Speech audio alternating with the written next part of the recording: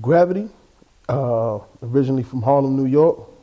Like I said, first 18 years of my life, second 18, Chicago. A lot of everything. My mom used to work at Madison Square Garden, so I grew up like in the garden, and I grew up always having like the promotional copies of everything. So when my mom was vacuuming and cleaning, then you know the Whispers and Anita and Luther and all of that type of flav.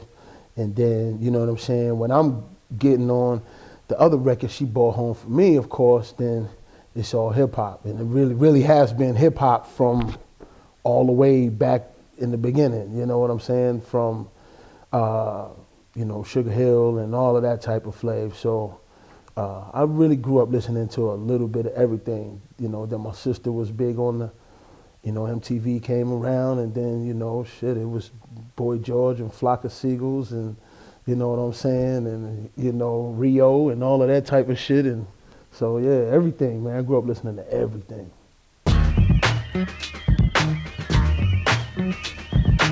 Earliest hip-hop impressionable memory was grade school, Lincoln Projects, my main man, Franklin Dash. They lived right on top of Barry B. So, and we could go in his sister Val's bedroom and put our ears to the floor and hear Barry B and Dougie and them cats, you know what I'm saying, like getting down. So, you know, that's like my first real, you know, for me, memory-wise, that's like my first real impressionable hip-hop moment that like I never forgot. Like, God damn, yeah, they getting down there, you know what I'm saying? So I know that that's some kind of far out flav, but that's true, you know. So that was my first flav on the hip hop moment.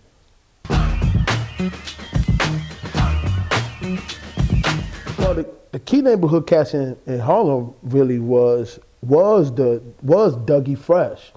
Was the key dude. Like when I was real little was Dougie, and then and Raw Bass in them. You know what I'm saying? So it was real easy to see Raw Bass and Skip, who was Easy Rock. I know his name. I don't know him like that because I was so little, but I know that's what everybody. I know his name is Skip because everybody on the block called him Skip. So, but from Dougie and Barry and them and Raw Bass, and then part of and then actually. Who was Daryl C with? Crash Crew. Daryl C, wow, I know I got crazy stories, cats don't be believing me sometimes, but Daryl C lived where I lived, where you and Zeke came to. He lived in Riverton. When I was a kid, you know, my whole block called me Man, you know what I'm saying? That's my nickname on the block. So all them cats like Daryl C and my guy Yada and all them, they was older than my sister. My sister's older than me, and then they was like a generation older than her. They all like took me under their wing a little something too. So, you know, them are like between Daryl C and watching them cats, and then watching Dougie and them and on the park jams and Lincoln Projects and Raw Bass and them to be butter. You know, all the things everybody hear about cats throwing the lines out the windows and getting down. And then, you know, really my dad is a DJ. You know what I'm saying? And my dad is responsible for giving like Marley Marl one of his first gigs, really, up in Queensbridge.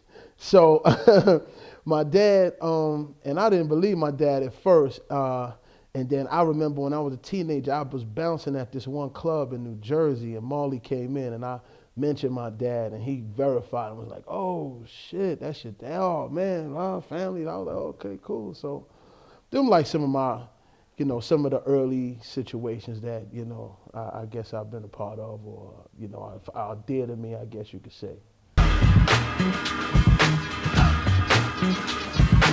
I've been musical my entire life, of course, and I remember the first. I remember the first rhyme I wrote. I don't remember all of it, but I remember some of it. And that shit was like, I don't know what made me, there's no particular moment that made me want to start dabbling in whatever, just freestyling from banging on the tables and shit. But I will say that I didn't take rhyming, like rapping seriously until Chicago. Chicago, after I was in Chicago, is when I figured that I would deal with it on a professional level. I've been making music my whole life, you know what I'm saying, from producing beats with, I don't know if you met the Black Plague cats when you came, so you already know the demo on that. And then anybody that knows me know I could sing a little bit too. So they know that, I got like some singing history a little bit, not real like a singer, but they know I can get down a little bit and they know I write that type of stuff and blah, blah, blah. So I've been in music my whole life, but it's Chicago that, put me in the position to be like, yo, I'm gonna hone this. Cause I already been, I went to high school with G-Dep too. And, so that's, all my cats in school know that I rhyme, but just on some freestyle or write a little bit, nothing, never was trying to take it serious like that, but everybody knew we could get down a little bit. But then it wasn't until Chicago, my experiences here it's in my early manhood, you know what I'm saying, that, I start digesting the rap situation. And it's really just still an extension of me musically, because I really do so much more than just the rap situation, but I really, really was deep on me, after I was here, where I could officially as a man apply all of the music that I deal with, like how I could officially apply something to my lifestyle, to my way of living, to what I was growing into as a man. And that was like, yo, I really have more to, I think part of it was with singing some things. One, I'm not a phenomenal singer like that. I could write my ass off, but I had like so much more to say than I could fit in a song that how else could I say it, half the time. So, like I said, in Chicago was when it really, it was like, yo, it's getting ready to go down.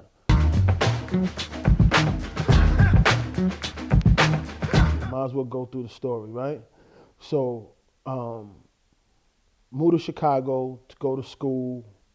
While I was here, I lived in these dorms downtown, because I came here to go to Art Institute. They didn't have no dorms, so I stayed in the Roosevelt dorms, and I hated that shit.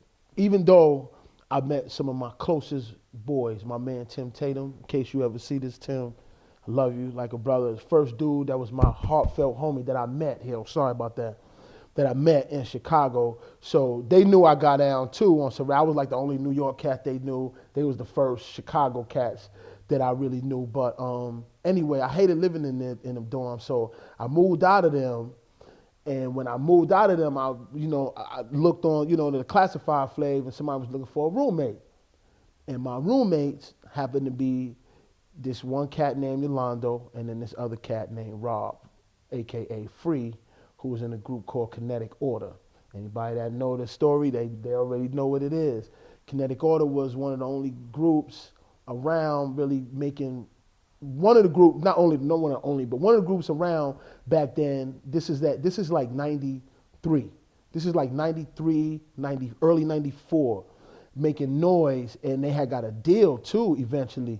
But anyway, before they even got the deal, I living with Rob, I was like, damn, I done fucked around and lucked up and got in a house with some motherfuckers that make music. What is the chances of that?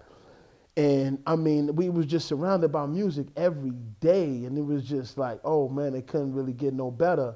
And then Rob had a cat that he was like, yo, I think you'll sound good with. I think y'all could mesh.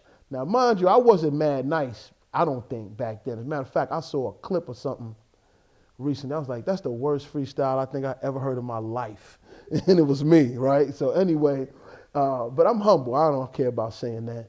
But so his boy that he wanted to introduce me to he went by the name Magpie Jones, my man Zeke. So he introduced me to Zeke, and then me and Zeke formed a group. We ended up forming a group. Rob thought I could flow. He was like, yo, you could flow, you know, Zeke, you know, it'd be a good look. We ended up forming a group called Indigenous Theory. And really after I was in Indigenous Theory, you know, that's really when we was, you know, it was like, yo, we getting ready to do this. We getting ready to do this in whatever capacity. We getting ready to do this because we on it. It was like we was on it. And of course, that's how I met the infamous Kevin Beecham, because of him and Zeke was, you know what I'm saying? They was rolling tight. So it was like, here we go. We going to do this. I remember one show in New York. Man, I still got the plugger for this. And I remember DeRoe said, I know I don't have as many plugins as DeRoe, but I got some old stuff too. But I remember we had a show, and also on the bill, how could you ever forget, it was Biggie on the bill, Outkast was on the bill. Who else was on this bill? I want to say Jig, but I don't remember. I know Biggie and Outkast was on this bill. It was some cats that back then, Craig Mack was on the bill. Hold on, y'all. That's the pizza.